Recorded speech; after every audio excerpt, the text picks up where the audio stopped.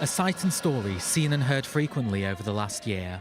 A mass gathering of people hopeful that the war will end and that the hostages will return home, yet shrouded in a feeling of futility as a deal is looking less and less likely. Thousands of miles away from Hostages Square, truce talks in Doha have stalled due to another disagreement regarding IDF placement during the proposed 60-day ceasefire. Whilst the IDF is reportedly offering more flexibility around its positions along the Morag Corridor that separates Rafah from the rest of the southern part of the Strip, new reports have emerged that Israel is insisting on moving most of the Gazan population to Rafah after undergoing security checks to create a densely packed humanitarian city.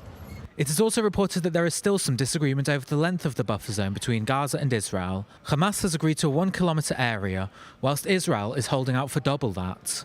On top of this, disagreements over aid distribution and what will happen once the 60-day ceasefire expires remain. Israeli officials have accused Hamas of stubbornness, saying that they have agreed to Qatar's proposal and it is the terror organisation who is playing hardball.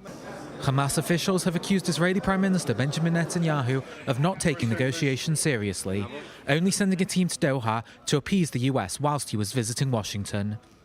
Netanyahu left DC without a deal, despite US President Donald Trump spending the last week saying one was imminent.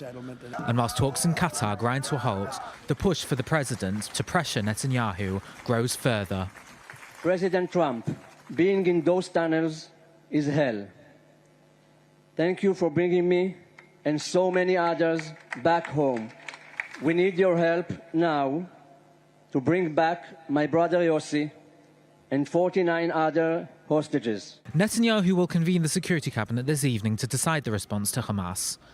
Disillusionment amongst Israelis is growing, with a new poll from Channel 12 saying that almost 3/4 of Israelis want this war to end.